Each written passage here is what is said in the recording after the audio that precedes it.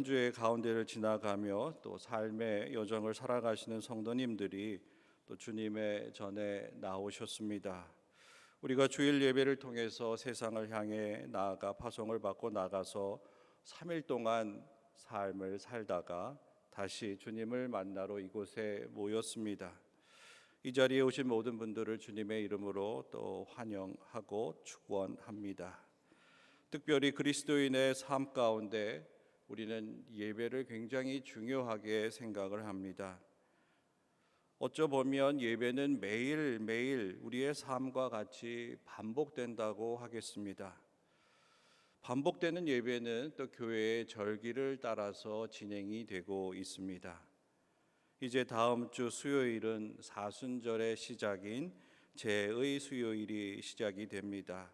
또 지금은 주연절 시간을 보내고 있고 이제 성탄절을 통하여서 예수 그리스도가 이 땅에 오신 것을 기념하는 주일을 우리들이 7주간 보내게 됩니다.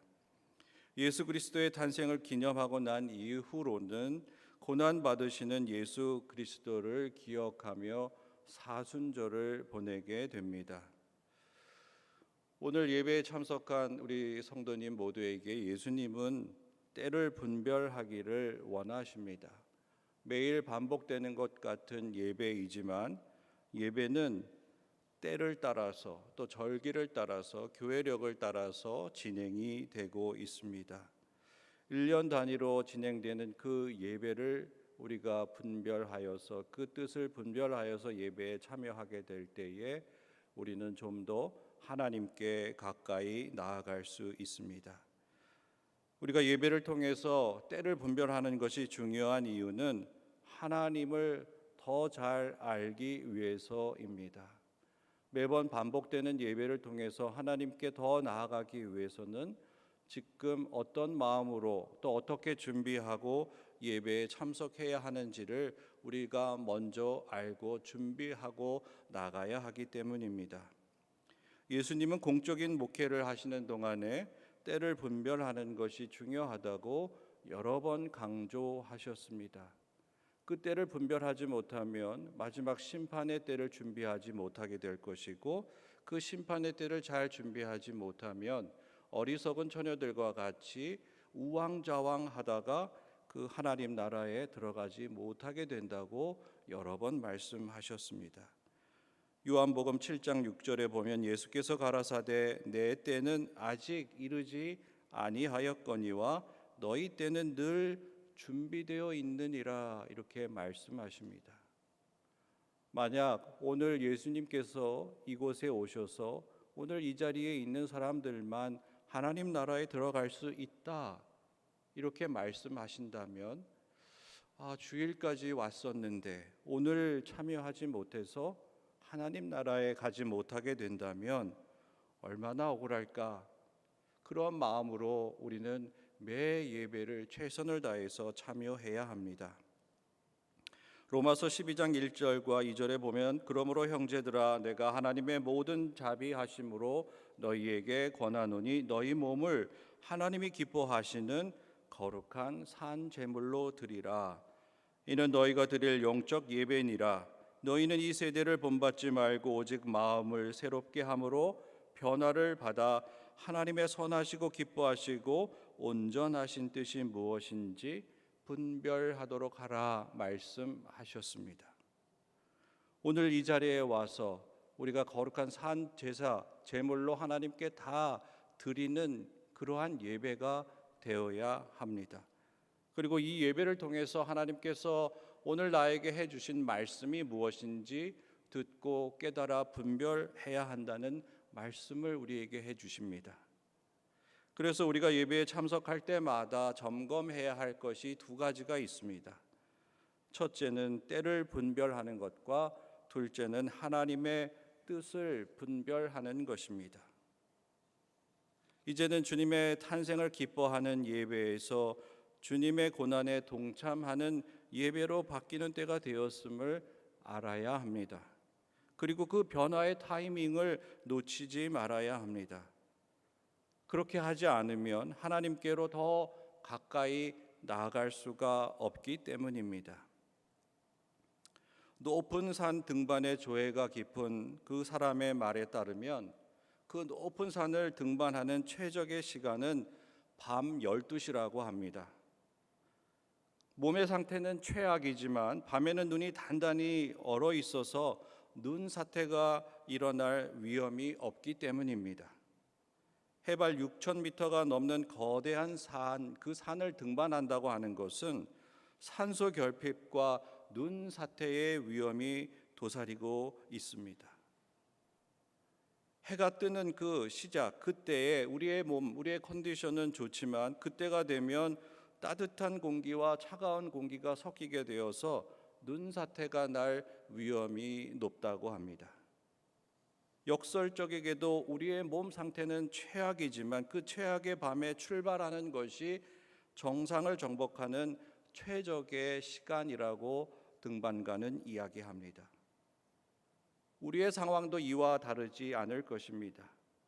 지금 이 순간 이 자리에 와 계신 우리 성도님들 마음속에 내부적인 갈등과 또 아픔과 나에게 닥쳐왔을지도 모를 여러 가지 많은 문제를 가지고 집에서 쉬고 싶지만 이 예배를 통하여서 하나님께 나가고자 하는 그 마음, 어려운 시기에 밤 12시에 마치 등반을 하는 그 등반가와 같다고 하는 것입니다. 왜 피곤한 가운데에서도 지금 이 자리에 나와서 하나님께 예배를 드리는 이유가 무엇입니까? 그토록 하나님을 절실하게 만나기 위해서입니다. 사랑하는 성도 여러분, 그래서 예배는 하나님을 향해 높은 산을 오르는 것과 같습니다. 하나님이 우리 삶 가운데로 내려오시기도 하지만 우리는 항상 하나님 나라를 향해서 나아가야 합니다. 하나님 나라가 산꼭대기에 있다는 말씀을 드리는 것이 아닙니다. 하나님 나라는 세상에서 누구나 가기 편한 곳에 있지 않다는 말씀입니다. 이것은 또한 장소와 공간의 개념을 말하는 것도 아닙니다. 하나님 나라가 하늘이나 산꼭대기에 있는 것이 아니기 때문입니다. 하나님 나라는 거룩한 곳에 있습니다. 내 마음이 거룩하면 그곳에 하나님 나라가 임하게 됩니다. 내가 사는 곳이 거룩하면 그곳이 하나님 나라가 되는 것입니다. 그래서 예수님이 여기 있다 저기 있다 내 마음속에 있다고 하신 그 이유가 여기에 있습니다. 높은 산을 등반하기 가장 좋은 시간이 밤 12시라고 했습니다. 몸이 제일 피하고 싶은 시간입니다. 잠자기를 원합니다. 편하게 쉬기를 원합니다. 그래도 가장 안전하기 때문에 그 시간에 등반을 해야 합니다. 예배도 마찬가지입니다. 우리가 한 주간 살면서 쉬고 싶은 시간입니다. 새벽 기도 시간과 수요 예배 시간과 속회 모임의 시간, 또 주일 예배의 시간은 성도가 아니면 다 참여하기가 어려운 그러한 때입니다. 하지만 그 예배들에 참석해야 하는 이유가 있습니다. 그 시간에 그곳에서 하나님을 만날 수 있기 때문입니다. 그래서 현장 예배에 참석하는 것은 직접 등반을 하는 것과 같습니다. 등산을 즐겨 하시는 분은 금방 이해하실 것입니다. 산을 직접 오르는 것과 집에서 등산 프로그램을 시청하는 것이 얼마나 다른지 분명하게 알 수 있습니다. 우리가 집에서 TV를 통해서 등산하는 것을 본다고 직접 등산하는 사람처럼 건강해질 수가 없습니다.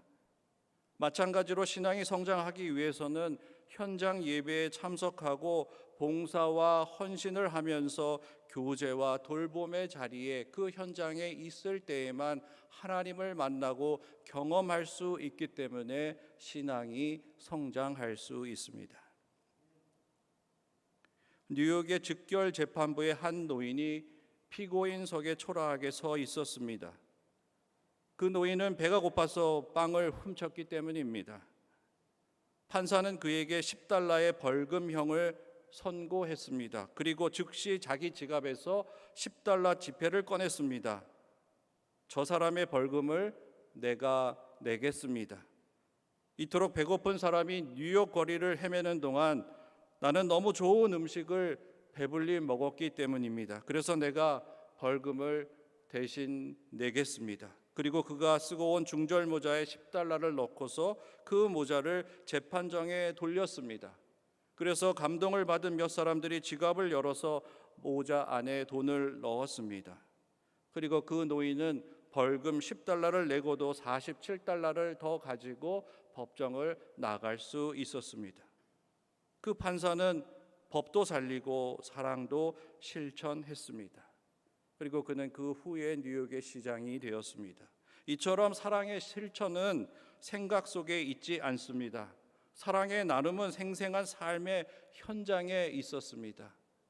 오늘 기도해 주신 대로 우리는 세상의 많은 어려움을 경험하고 그 사람들이 아파하고 있다는 사실을 잘 알고 있습니다. 그러면 우리의 생각과 우리의 마음을 그들에게 전할 수 있어야 한다고 하는 것입니다. 사랑하는 성도 여러분, 영적으로 깨어 경계하며 하나님을 향해 나가는 영적인 그 등반을 잘 하고 계실 줄 믿습니다. 오늘 본문에서도 바울 사도는 우리의 영적 성장을 위해서 애통하는 마음으로 편지를 쓰고 있습니다. 형제들아, 내가 신령한 자들을 대함과 같이 너희에게 말할 수 없어서 육신에 속한 자 곧 그리스도 안에서 어린 아이들을 대함과 같이 하노라, 이렇게 편지하고 있습니다. 이 편지에 따르면 우리는 신령한 자들입니까? 아니면 그리스도 안에 있는 어린 아이들입니까?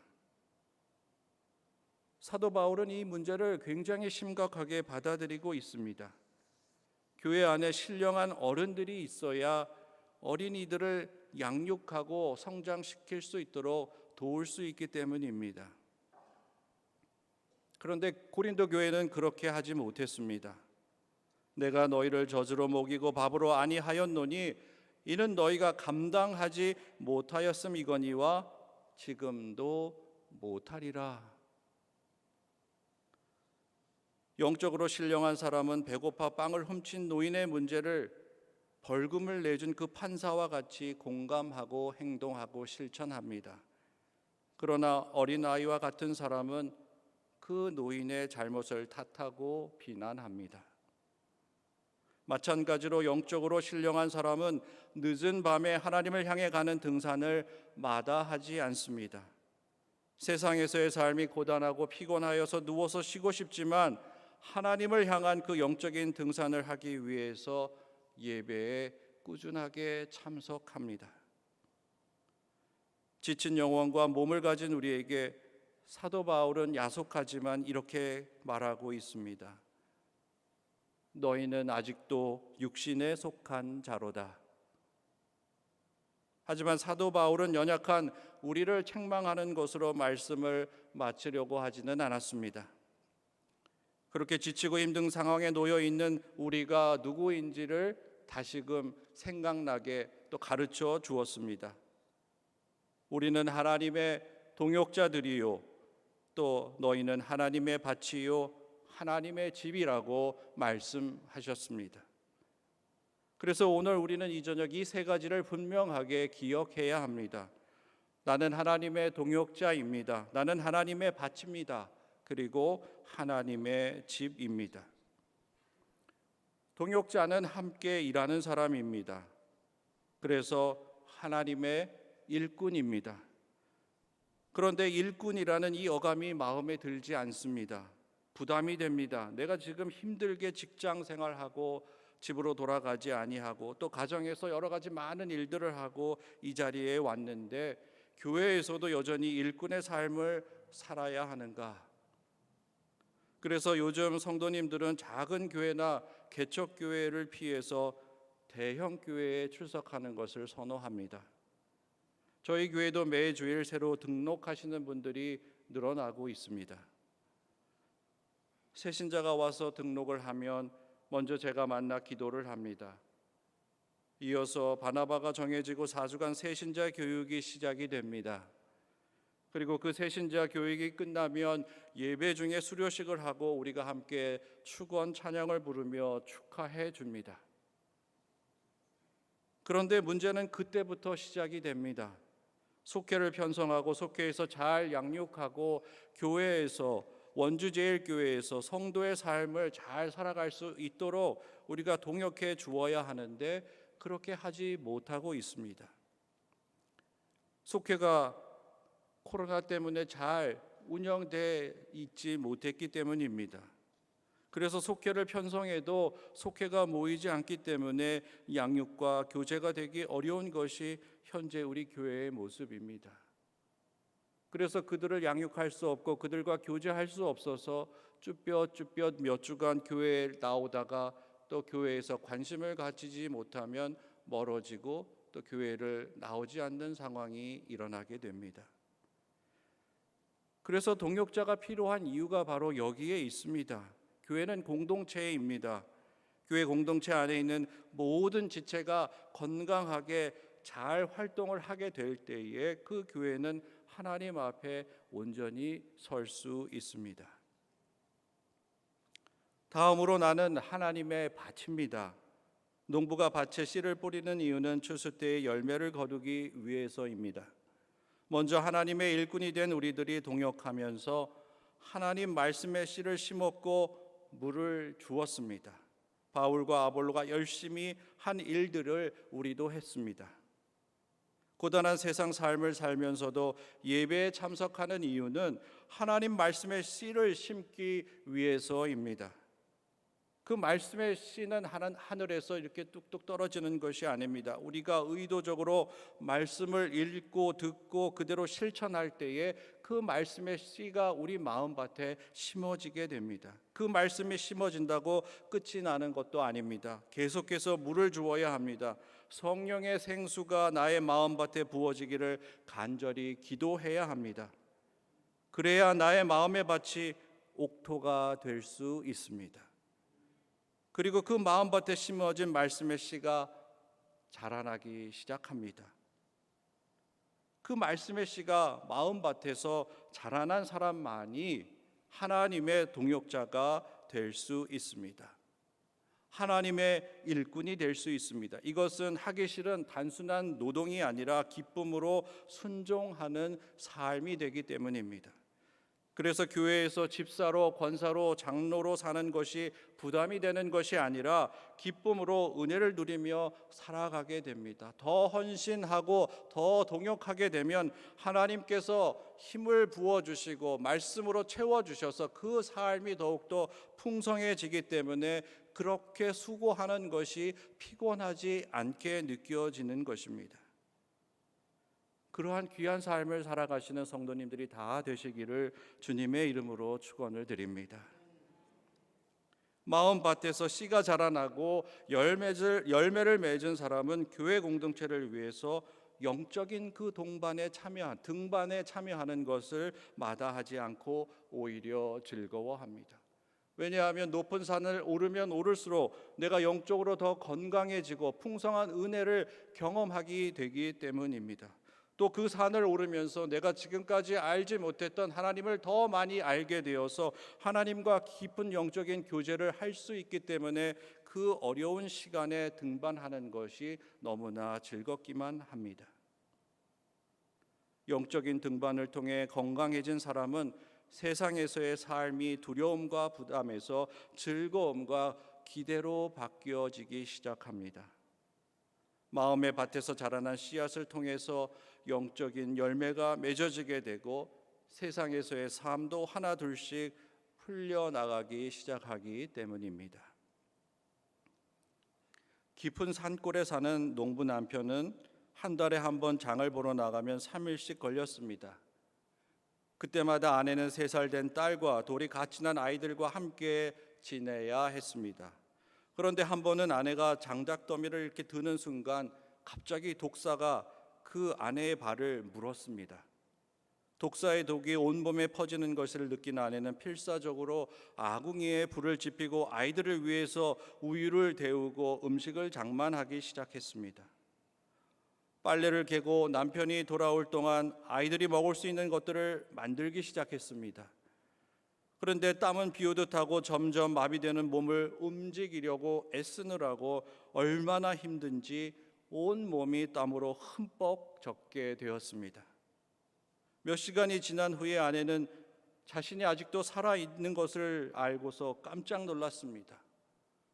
점점 정신이 맑아지면서 어떻게 된 일인가 생각해 보니 만약 그가 주저앉아서 뱀에게 물렸다고 신세한탄하고 원망했다면 죽었을 것입니다.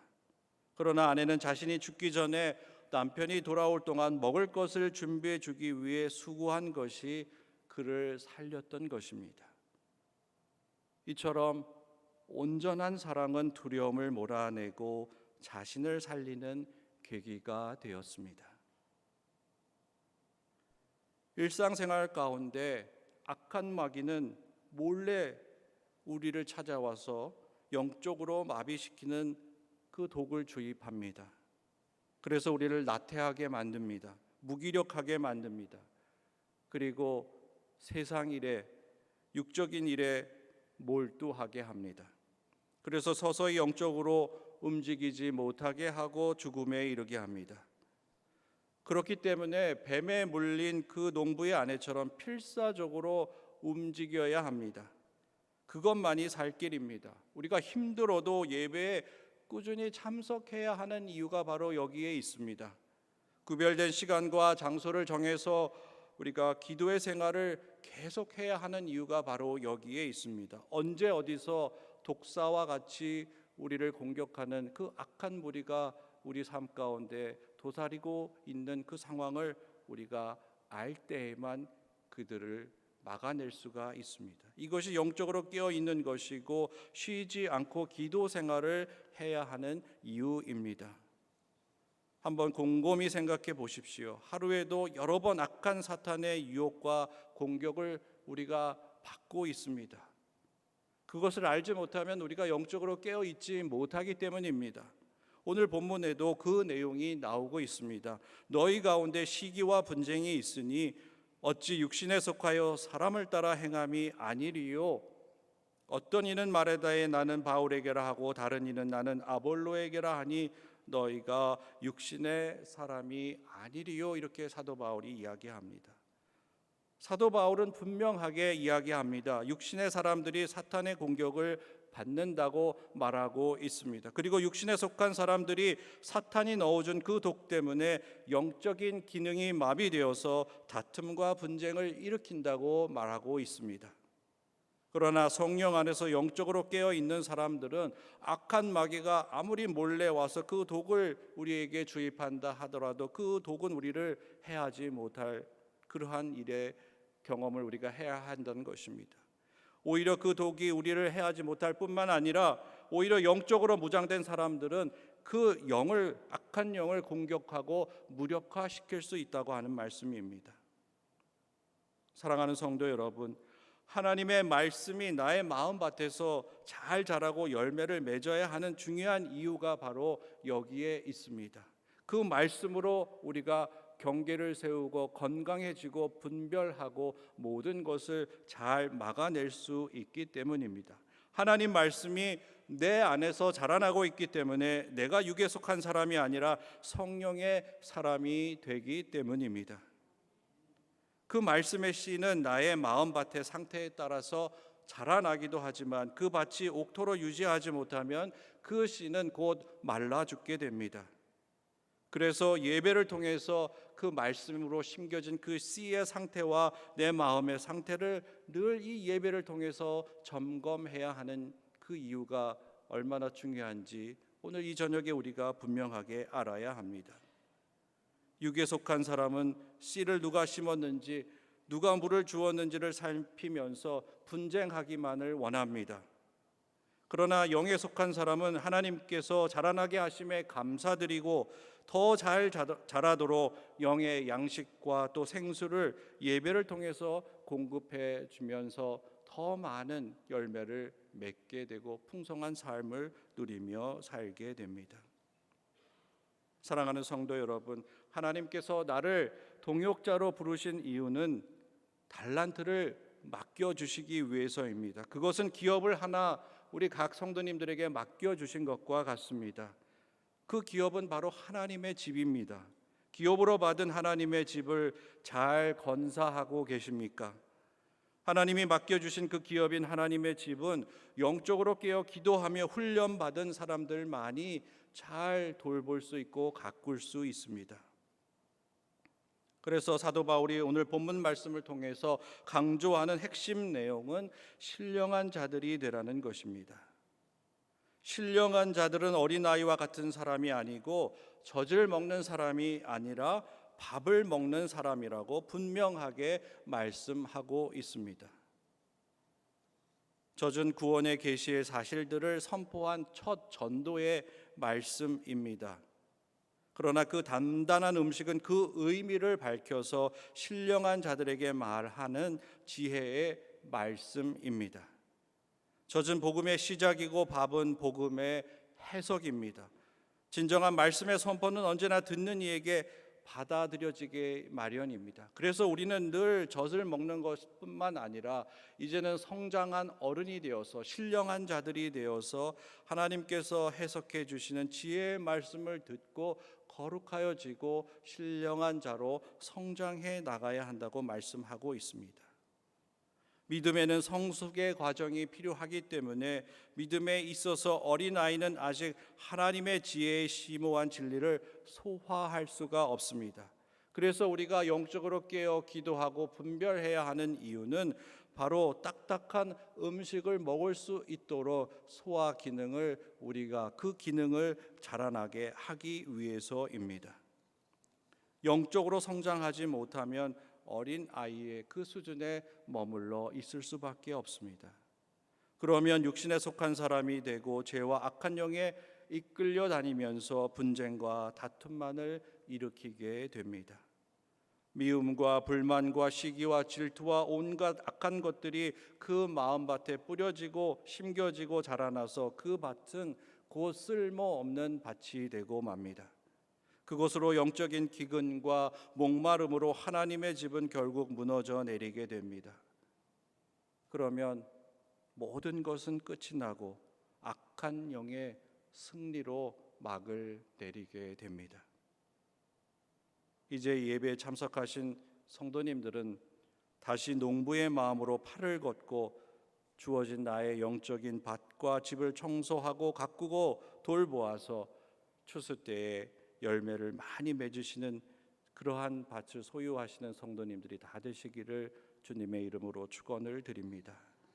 더 나아가서 하나님께서 허락해 주신 그 믿음의 밭과 그 하나님의 집이 성도님들의 그 후손에게도 이어져서 더 많은 믿음의 열매가 풍성하게 대대손손 이어지는 그러한 은혜가 임하기를 주님의 이름으로 축원을 드립니다.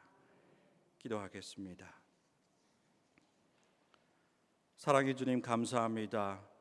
하나님께서 저희를 동역자로 세워주시고 믿음의 밭을 허락하여 주시며 하나님의 집을 허락하여 주셔서 그곳에서 성장하고 자라게 하시니 감사합니다. 그동안 저희들의 연약함과 또 악한 마귀의 그 장난을 통하여서 여러 가지 많이 분발하지 못하고 자라나지 못한 것들 하나님 이 시간 회개하며 주님 앞에 나아갑니다. 저희를 용서하여 주시고 그 가라지를 다 뽑아내게 하시며 알곡이 되게 하셔서 이 시대에 꼭 필요한 믿음의 밭을 잘 가꾸어 나가는 저희 모두가 될 수 있도록 은혜를 베풀어 주옵소서. 모든 것 주님께 맡기오며 이 모든 말씀 우리 주 예수님의 이름으로 기도하옵나이다. 아멘.